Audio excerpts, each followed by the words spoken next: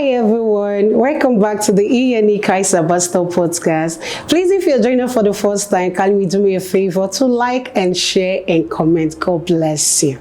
I am your host, Emmanuel Ozo. Meet my amazing guest. Please, ma'am, can you kindly introduce yourself? Hi everyone, my name is Titilopeola Dimeji and I am a mom, I'm a wife and also an entrepreneur. I do a lot of business, not even one, I'm a serial entrepreneur. Wow, your mom? Yes. How many kids? I have one beautiful and amazing You don't daughter. look like you're married, ma. I am. Okay, so next question is, what was your life like growing up as a Muslim? I was born into a very large family who they are all Muslims. Oh. Grandma, grandpa, from everywhere, paternal and maternal side, everybody were actually Muslims, and it was fun. It was fun, you know, it's a religion that you were born into. Yes, and yes. You just have to enjoy it. So it was fun for me, and I was very, very dedicated. I was one of those child in my family house that was very dedicated to the religion. I don't miss my fasting. Amazing. I don't miss my prayer time. Amazing. And so I always For like real? remind others around me, Okay. even when I'm not in my parents' house, when I go to visit families and all of that. I'm always very dedicated to my religion. That's really nice. That's amazing. The third question is, how active were you in your Islamic faith? I was very active. In fact, they enrolled me, you know, in the Muslim religion. After you go to a certain age, you start studying, go for Islamic studies. Exactly, yeah. And so during that Islamic study, you start with Tira. They call it Tira. So it's like a little book that that's the first stage. That's your introduction to knowing the religion properly, which is like our own Bible. So it's like starting from Genesis to know God from there, knowing why God created the world and stuff like that. So when you finish from the Tira, they're just like, okay, oh, congratulations, thank God you are finished. In that Tira, you get to learn how to use your Arabic recitation, just like you use Psalm 21, Psalm 91. So same kind of thing. So when you graduate from that Tira, you upgrade to Quran. Then when you get to Quran now is the highest. So you read. You'll be going to Ilekeu, they call it Ilekeu Islamic School. In my language is Ilekeu in Yoruba. So you go and you finish. When you graduate from that Quran, they do like you are graduating from a secondary school. It's almost like when you are graduating from secondary school or university. Your parents will do party, invite people. In fact, they can even do a shebi if they are so blessed. If they have a lot of money, they will invite their friends, family, they will gift you. And in that event, they will tell the child to recite. So from that Quran, you learn a lot.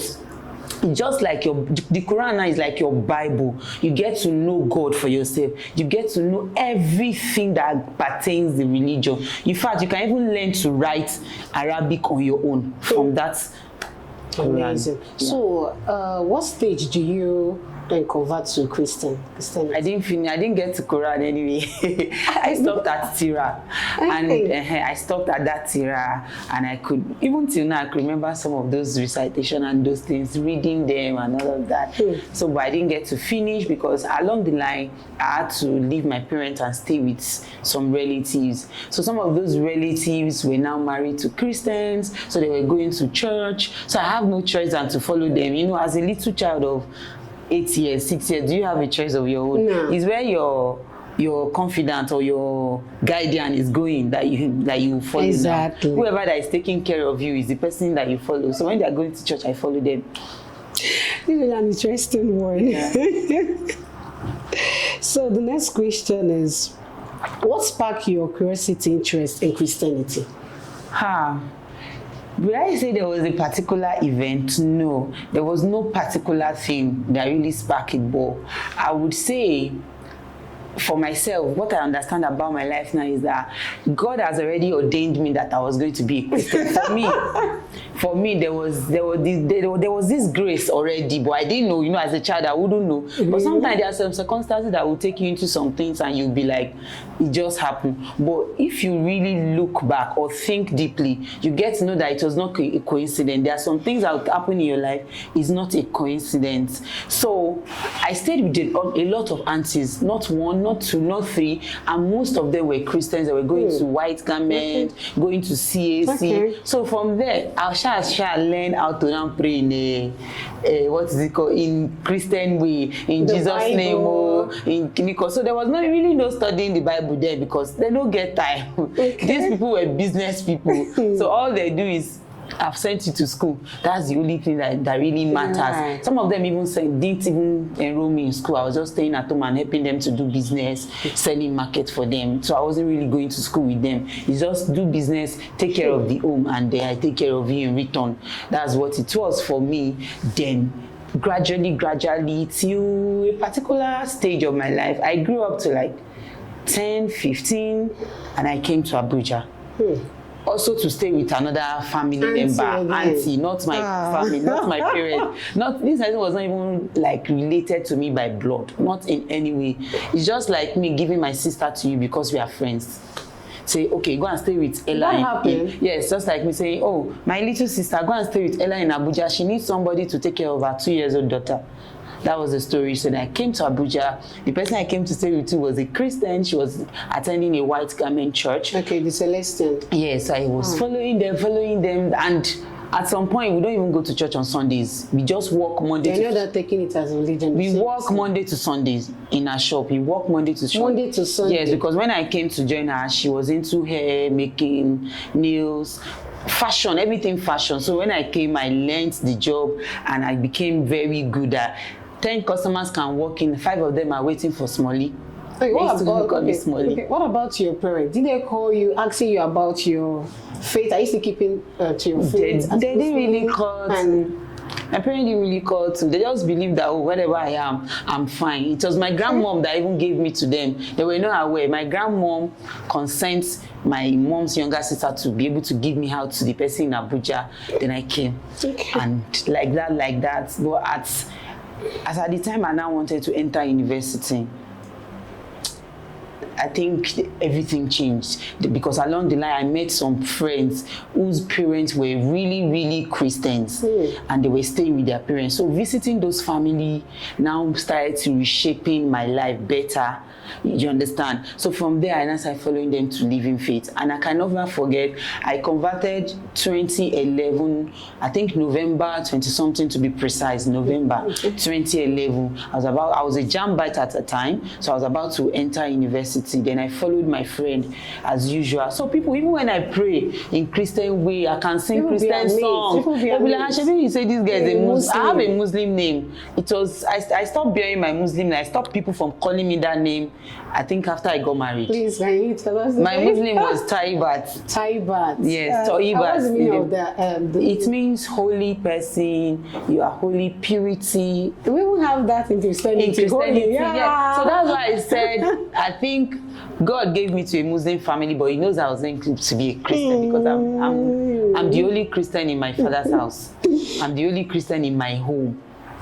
So like that, then I converted on that faithful day, living faith. Okay. One of the living faiths are in Abuja, one of the biggest living faiths. So after converting, I started my journey. That 2011 was when the real journey of being a Christian started. It's really a real one. Yes. So then I started to now getting close to God, knowing God for myself gradually. And there's one thing that I started experiencing that was different from the usual, is that when I pray, at that moment, at that period, I just converted. Anything I ask God for, anything I just desire, just come to pass like ASAP. It's like God is keeping it behind my door. Immediately I pray, I go out and just pick it up. That's your miracle. Yes, and just pick it. So I was like, wow, this is so sweet. When I pray, everything just happens. Even when I cry, when I really So you cry. don't even stress for things. Things just come easily for you. Exactly. East, west, north, south. Yes. You don't even need to appeal to someone before. Yes, and I'm grateful to God that I actually converted before going to higher institution, because it's really helped me and shaping me very well on campus. Okay. So the next question is, did you face opposition from your family or friends after this conversion? Never. Not from my dad, not from my mom, not from anyone.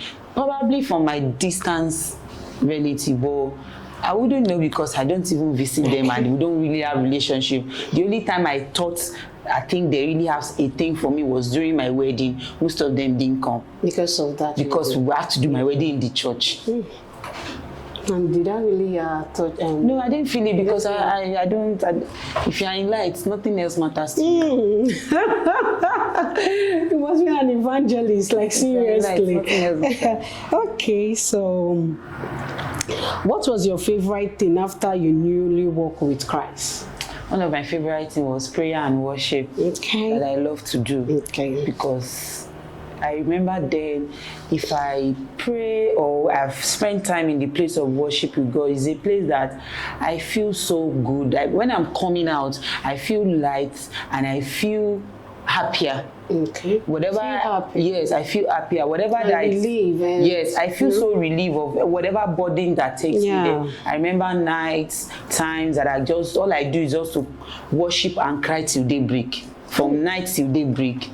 And when I come out the next morning, I'll still smile. Yeah, nice one. So what role does the Bible now play in your daily life? The Bible played a role in my life because I get to know that, giving my life to Christ was one of the best things I could do for myself at a time. Because when I got to campus, life was not, life was, I will use the word, but we are not supposed to use that word as Christian, but life was really tough for me on campus. But knowing God, knowing Christ helped me to stay true. And there were things that would have made me to say, even myself, I'm tired, let me follow the other way.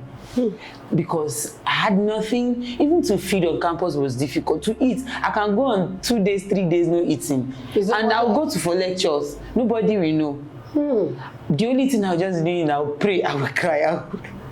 I will pray, I will cry. I will pray, I will cry. And I will just believe that God is just going to do something for me. And at some time, somebody will just gift me something without asking them. And that's how I'll be able to feed or do something for myself. Sometimes I'll go as far as cooking one spaghetti for like 3 times. I'll just remind. But when I come to class, nobody, even till now, if any of my friend is seeing this or schoolmate sees this, they'll say it's a lie. Because I was living the best life. And I had nothing. And I was not like... People will come offer me things, but I know what they want from me. But because I know God, I will say lie. Because even when I was going on campus, I told myself I was not going to go into any relationship as I'm going and coming out of that campus. I will not be in any relationship till I will finish. And I didn't. Because I remember one of my classmates. And in a difficult state. Yes. You did all God now blessed me with a school father. I call him school father. Initially, I just met him randomly. He was like, fine girl. In his mind, he wanted to date me. But along the line, he got to know me better. And I said, no, this girl is not somebody I will date and leave. If I want to date, that means I should be ready to date this girl till I will marry her. So he ended up not dating me. He now adopts me as his sister. Yeah. So when I'm hungry, when I'm going through things, I just go to his house off campus. I say, Moshino, I don't get anything. To the point that his girlfriend, his friends, everybody thought I was dating him actually. The girlfriend started coming for me, calling me, sending me hurtful messages. Even at the early stage, she was sending me messages. I didn't respond until he got to know by himself. He was surprised that I didn't even act on it.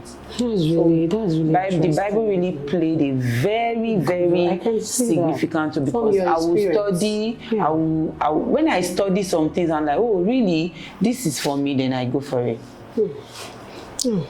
That is really a tough and interesting one. This also will inspire other people. Yeah. That really passed you, even when you even convert as a Christian. It's enough for me to be shaking and run back because there was no guidance. Exactly. There was no guidance for me. There was nobody putting me through that, you decide to study your Bible. This is the way, this is what the Bible says. This is what the Lord, apart from what I hear from church every Sunday. But I was now consistent with going for my midweek service, church Sunday services, so hearing preaching from pastors really. But you have some girlfriends and from your church department. But we don't really stay together. Everybody, we were students now, no time. But I was at some point, that's why I say God is just involved with me. At some point, they chose me to be part of the ESCOs on the campus fellowship. Maybe that's what God was preparing you for. Do you know that day? that I went for that handing over. You know, they will do handing over. Yes. One escort that is passing out will hand over. Yes. I said, let me go there and laugh. That they said they used to cry. Some of them used to jump off window. I said, let me go there and laugh at them. Unfortunately, that was the day they gave you the... I'm telling you, I did not know that the president of the fellowship added my name to part of the escorts, and it was my father on campus. So I said, let me go there and go and laugh. Let me even go early. I dressed up. I told my friend, Joy, you said I used to cry and jump. Say somebody will jump window and run, and they don't want to be an escort. I said, really? I can't miss this kind of thing. Let me go there and experience it. I was the first person they called. Okay. I couldn't jump. I did not jump. I just stood there. I said, that is God for you. I told you, every stage of your life, God is building you for what He's preparing for you ahead of you. Exactly. So I really thank God. Maybe because of this, you are now the senior head of the ESCO. I was selected. They will have different departments in that ESCO. We were like about 12 members. So each of you have different roles. I was the first person. I was like almost the least part of the members, but it was my name that was on the first. So to say that God has a plan, and I believe that with our conversation, that your experience and other people look up to you, at least they were really inspired. Knowing God is one of the best things that has happened to me, honestly. That was really an amazing one and a good experience. Yes, I know Jesus there's tough time, there is always a faith time, the way to increase your faith, moment to encourage yourself by yourself. Yes. So I really thank God. Knowing Christ is the best. Like, that's the best gift anybody can have on earth. If you don't have anything and you know Christ, it's the sweetest joy that comes from within. Is the sweetest joy. You are happier than somebody that can lick 1 gallon of honey. I'm really blessed. I'm honored. The next question is about motherhood. I hope you're prepared for this question. Okay, can you introduce yourself and tell us about your family? Okay, like I said earlier, that I'm a mom of one beautiful, smart, and amazing baby girl. You, I don't think you have given birth. I have, and she's God has been so great. Flat like this. We just have to be intentional. Okay. Yes. So motherhood for me. Nobody prepared us, so nobody used to prepare us. Nobody told us. No, your mother. What of your mother? They cannot prepare you enough. That's what I mean. Okay. That's what I mean. Nobody prepared us. Like, it's not that they will not tell you. They will tell you this, but you still be like, when I get there now. Experience the best teacher. You'll be like, when I get there now, but they can never prepare you enough. No, even if somebody sits you down to be telling you stage by stage of motherhood and be telling you every day, you can never experience it yourself. By yourself. That's really good. Motherhood for me was a sweet journey. Conceiving her, giving birth to her was an amazing. In fact, the story behind her giving birth to her was so sweet. In fact, the person that told the delivery told me, God loves your wife, a first-time mother, and everything was just easy. I didn't feel like that was my first time of giving birth. For real? It was so easy. Enter labor room, 30 minutes, I'm out. The baby is out, everybody, all of us were out. Amazing. No, there was nothing. Amazing. I was so grateful to God. And even the pregnancy, everything was easy, but motherhood is another phase.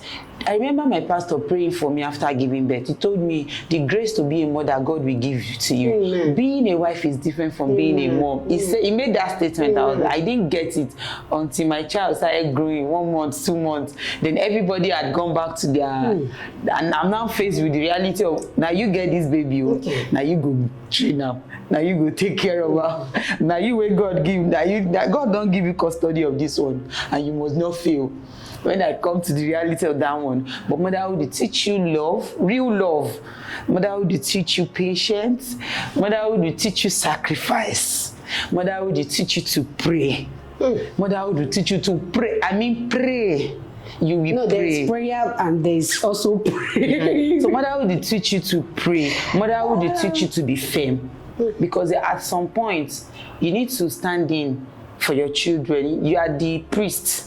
You are the guardian God has given to you. Like after, like their guiding angel, kind of. Sometimes there are some things that somebody will want to say or do to them. You have to be firm as a mother. You don't have to fight or be arrogant about it, but you have to be firm. Oh, you can't say this to my child.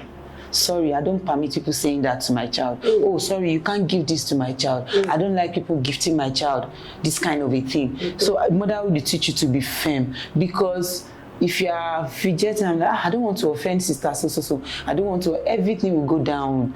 So many people can do anything to your child. So motherhood will teach you to be sacrificial, to teach you to be brave, to be firm.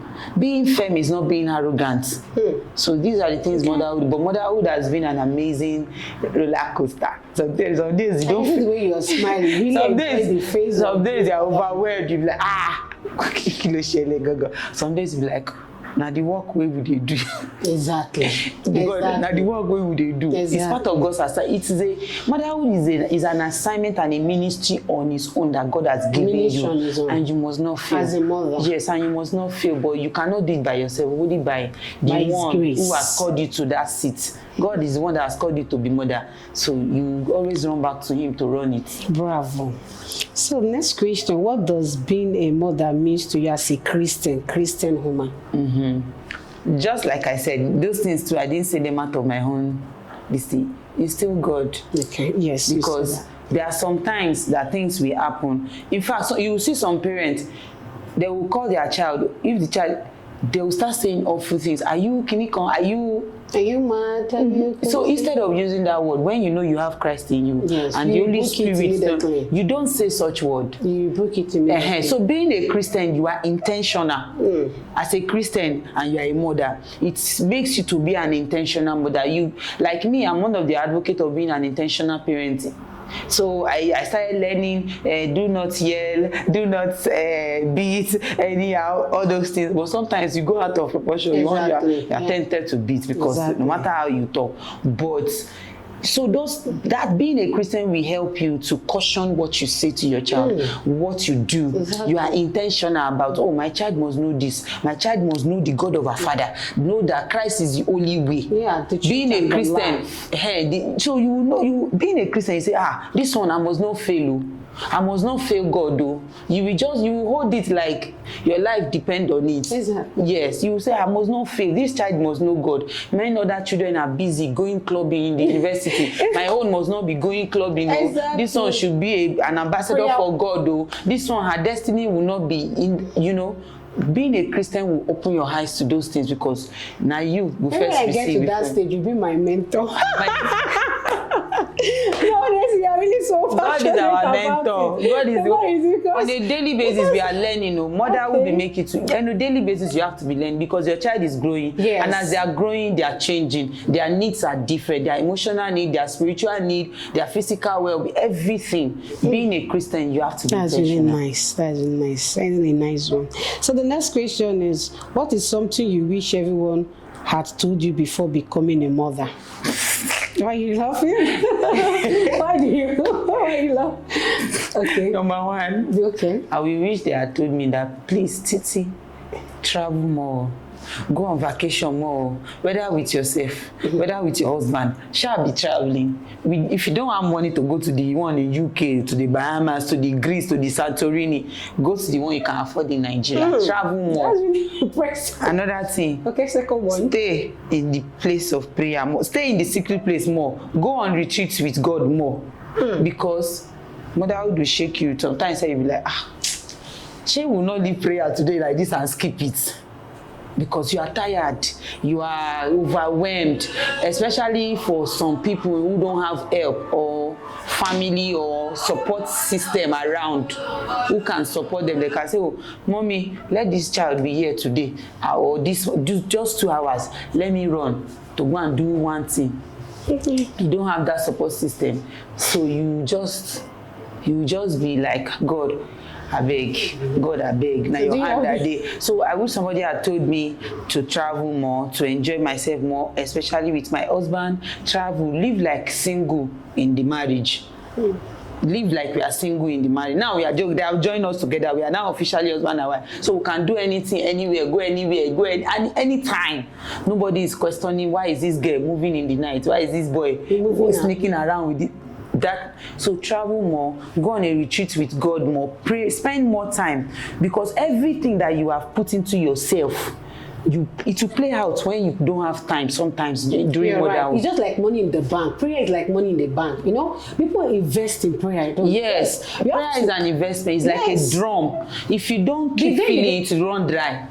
This is really a good one. It will run dry. The day you finish using that water from that drum, nothing is there for you again. So you have to feel yourself, because sometimes even your child will ask you some question and you say, you cannot be able to answer it. Do you understand? That's really nice. So the next question is, what been the most challenging season of motherhood to you? It took me time to be able to heal from that part, because one of the major parts for me that was challenging was the time I gave birth. Exactly. I gave birth during festive period. So after giving birth, my mother-in-law couldn't come. She lost her mom. My mom couldn't come. My dad was sick. My sisters, my senior sisters who promised they were going to come, nobody came. So I omugod my child by myself. I will not say by myself, with God. God omugod that child, because it was very tough. It was very tough. My husband traveled back to work. My husband don't stay with me, so he traveled back to work after naming, after christening. And during the pregnancy too, I was always alone, and I was working. I go to work, and the distance between my house to my work is very far. So just me alone, no house help, nobody. I wash the clothes by myself, I go to market by myself. So when the baby is sleeping, I'll rush and wash clothes, clean the house. By the time she's waking up, I bag the baby.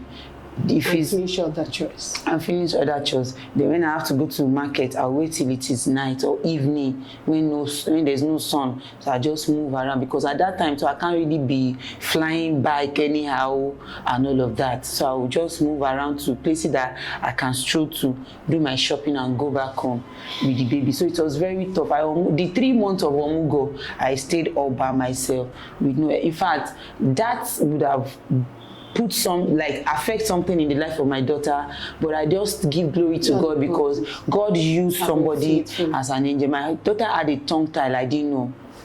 And tongue tie, if your child has a tongue tie, the child will not be able to talk the way you and I are talking now. When the child wants to talk, the tongue is cleaved to the ground. So when they are talking, it's not clear. Like their tongue, they can't lift it, so it's not clear. Until one day I just went to hospital as usual. I even went late for immunization, and I met a matron. I said, "Ma, please, can you check for me if my child has a tongue tie?" Because my mother-in-law had called her, she said that child doesn't have, but somebody told me that the child had, and I just believe. So until my daughter was almost 2 months, and that woman checked and told me, "Madam, what were you looking at? This child has a tongue tie." And instantly there, I didn't even go back home. I told them, admit me and cut it. That was what I told. I said, admit me and cut it. And that was so doing Omugo by myself, first time mother. I don't have experience. I don't know nobody. I mean nobody. My friend, God bless her, my friend, she stayed with me during pregnancy, but she had to travel a week or 2 weeks after I gave birth. So I had to still move to a place where somebody can look over me for a while. Then I came back home. Then the remaining 3 months. The process from taking out the ties from your daughter. You're supposed to, if once you discover it there as they gave birth to the child, it's something they can easily use their hand and cut, or the operation will not be serious. They just do something. Okay. But if the longer it stays, the more difficult it becomes, and you will now spend more money for them to. So what stage did you find out it was? Do you have any stage or what? No. Immediately, once you give birth to that child, somebody that knows, a professional that knows that a child, this is how tongue-tied child, baby cry. They cry, you hear them crying. But it's somebody that knows, just know that this baby cry is not sound. Immediately they cut my daughter, the cry enter my tummy. My sister-in-law, somebody that I call my sister-in-law, she called me her sister-in-law because me and her husband, we are like siblings, but not my biological brother. So she immediately, we were leaving the hospital, she told me this baby had tongue tie. I now called my mother-in-law. My mother-in-law said, no, that baby sounds well. My husband too said, no, that the baby sounds well. But that day that I caught it, I felt a difference. And I was so grateful to God. You know that fear gripped me that day. I said, this is how I would raise this beautiful child that cannot talk. I wouldn't have forgiven myself. That's one of the parts I say as a mother, you have to be firm. Yeah. Motherhood will teach you to be firm. You have to learn to say no and yes. When you mean it, you mean it. You don't allow what somebody say. It is your child. It's you that God give custody of that child. Because you are just a steward for God. So if God give you work, He will give another person to do it for you. We really have this amazing experience from so that was my from toughest Muslim to Christian and the journey of motherhood. That was my toughest time, but every other time I've been enjoying motherhood. So, bravo. Really a strong woman indeed. Yeah. Your story, is really inspiring. So the next question is for staying alone mom. So can you tell me a bit about your current family setup and how you came to live alone as a married woman? Staying alone. it sounds funny, right? Yeah. I did a video recently and I was saying, I'm a stay alone and I'm like, some people be like, which one is stay alone? They don't come again with slangs. Do you understand? I stay alone, but I'm married. The thing is that when we're about to get married, my husband works in another state from where I was staying while we were dating. So we did a distance relationship thing. Even while we were dating, it was a distance relationship. So when we were planning wedding, I was not like, bro, how are we now going to do this marriage thing? You got your And then we're still bro now. We never reached church. Bro and see, what do you call Brother it? and sister. Okay, brother and Sister sister. Titi. Okay, Titi. Sister Titi. Some still call me Sister Titi till now. So I'm like, bro, how are we now going to do? So he told me that, since he just got this appointment, that let him just stay there for a year and work with them. Then you'll be able to now tell them that, please, sir, can you transfer me to Abuja? So that was the agreement, that we're going to work his transfer. Then he'll come and stay. We'll stay permanently in Abuja, because we actually rented an apartment that is for family. We didn't rent an apartment that is for me. No. If it's me alone, I'll rent myself one room now and be living like a single girl. So we rented a family house. So say 1 year, we'll start. I'm like, okay, since I'm not even ready to give birth the first year, so that's fine. It's just like when we're dating. So we saw it as normal thing. It will be easy. But along the line, before I knew, that 1 year passed. I want to bro, how far now? This year, bro. I don't get belly now. I'm about to born, no. Shay, you don't come and now be fathering this baby with me like this. He said, you have told them to transfer him, but they are not saying anything yet. And they say they cannot transfer him now, blah, blah, blah. And he tell them the current situation? They know that he's married now. They know his wife gave birth. They know everything. Because he always come home and go, spend 2 weeks, go, spend 1 week, go. Just running up and down like that. Then 1 year pass, 2nd year, 3rd year, 4th year, 5th year, and we are still here like this. Oh my goodness. We are still here, 6th year now. Goodness. So, oh my goodness. So at a point, I was depressed. For real. That's when I got to know, if somebody's talking about depression before, I may not really know the gravity. But right now, if you're talking about depression, I want to hug you. I want to embrace you. I want to tell you, don't worry, the storm will soon be over. I really want to give you a hug, and I want to tell you that, no, I know what you're going through. I've been there. And just know that God is in it with you. Because for you to know that God is in it with you, you have to surrender to Him. Because I was really depressed for 2 good years. I was depressed. I was raising the child like that, depressed.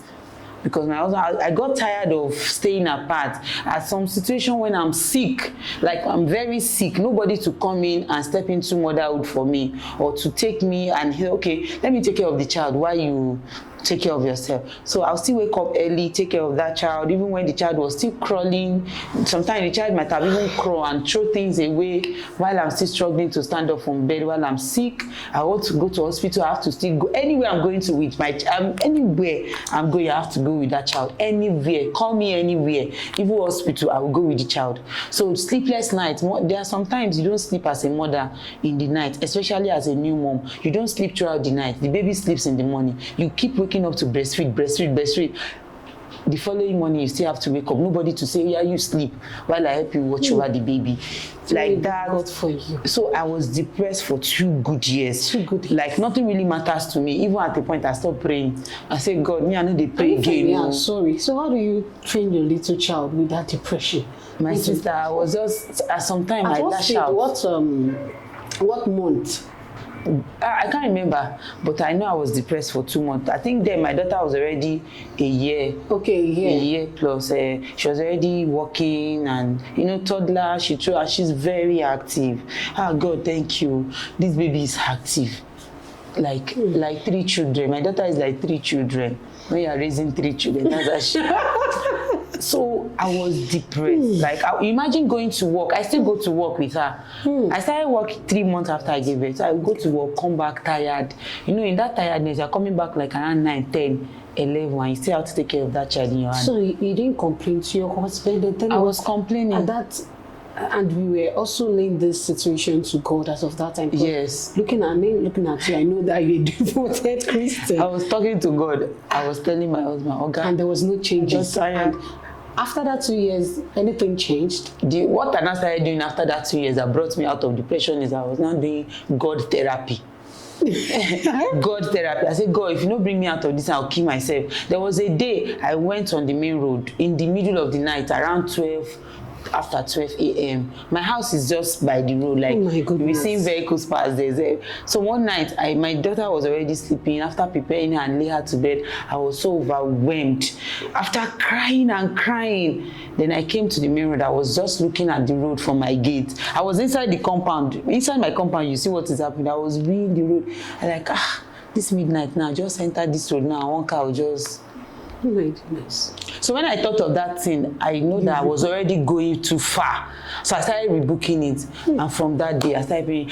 And I started using, I think there was a, I have forgotten. There was a Bible verse, Ephesians something 5, verse 5. Create in me a clean heart and renew within me the right spirit. I started saying to myself every day, Lord, create the spirit of forgiveness in me. Help me to be able to forgive. 51. I said, help me to forgive my husband. Help me to be happy. Help me to be able to raise this child. Create in me the heart of joy, the heart of peace. I started praying with that scripture every day.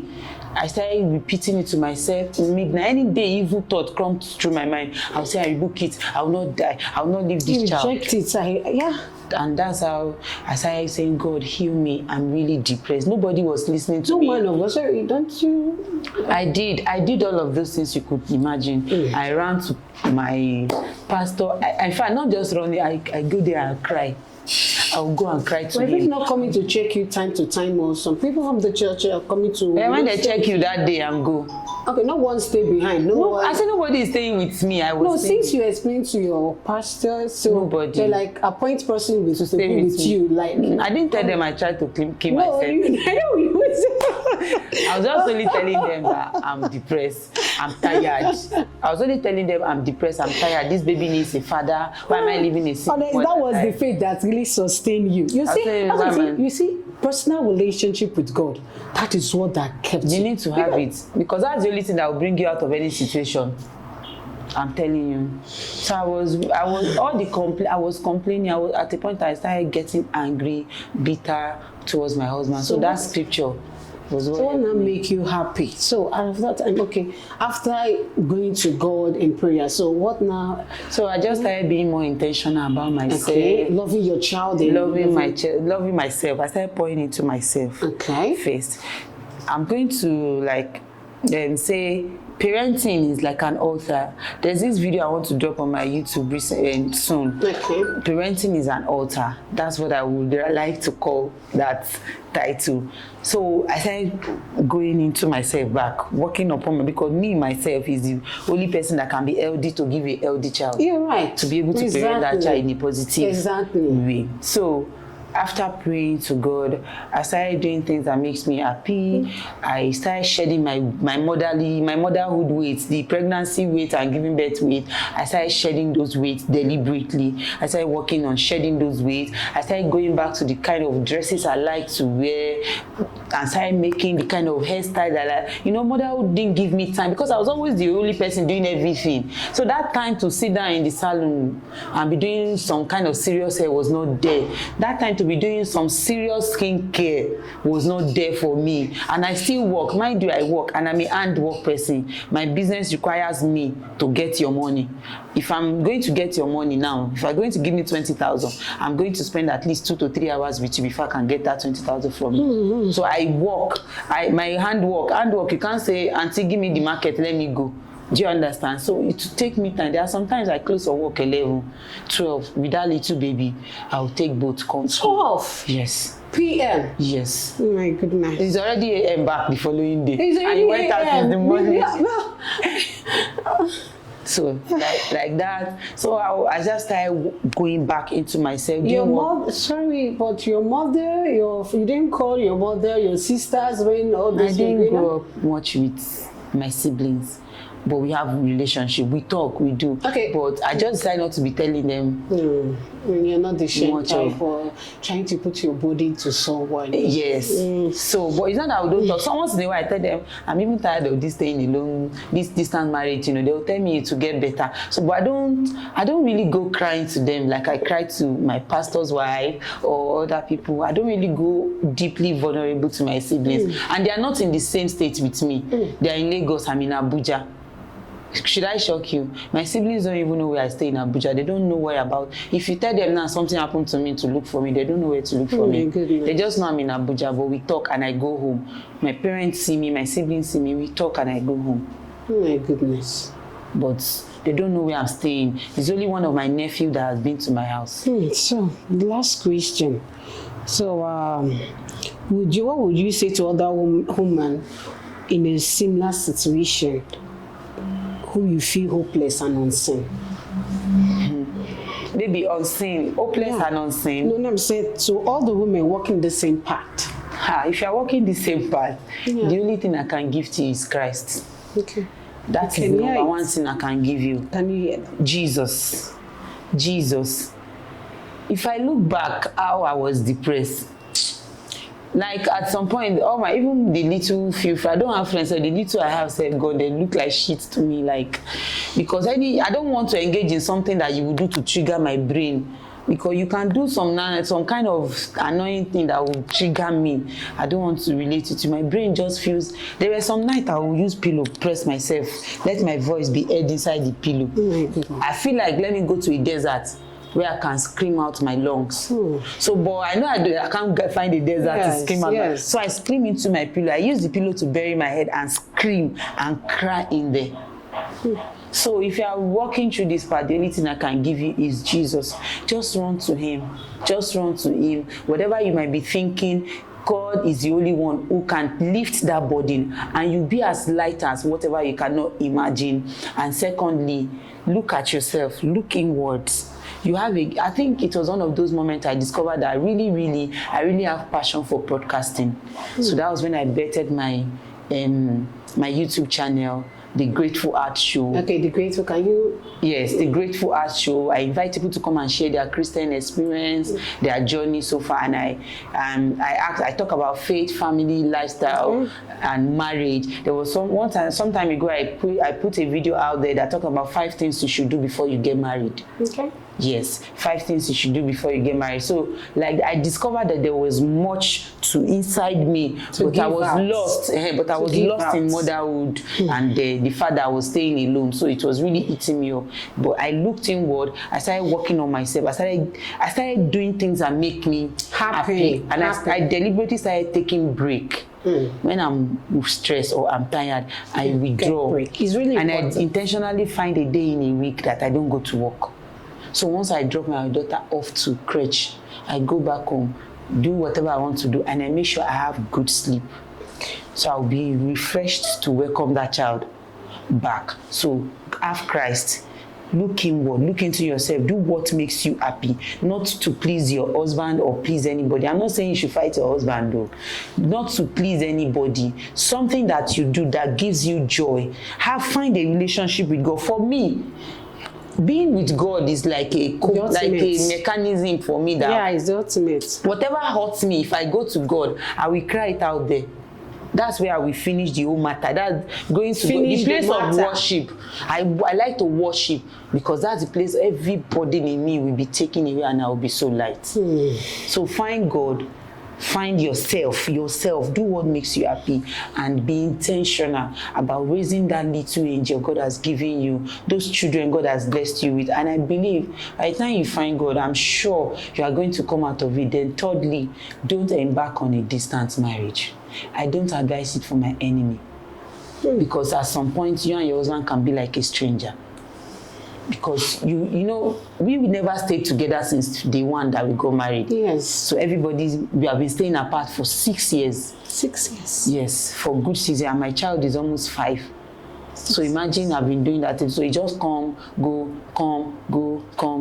like that. So make sure, don't even think of it. If distance marriage is what you want, no matter how billionaire you think you are, money can buy you house help, nanny, everything. It's not enough. But there are some days you need that one that God say, this one is your bone of your bone, your flesh of your flesh. You need that. You can't be vulnerable with your nanny.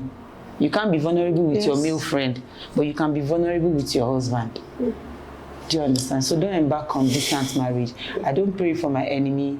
If you're out there, you're a single lady and you really, really want to get married, please don't be in a hurry. It's enough. You have many years together to enjoy with the man. So don't be in a hurry. Enjoy yourself very well. So that's one of the things why I say I would have traveled more as a single or married woman who had no baby, because those things are like investments. There are memories that you remember. I enjoy myself. Yeah.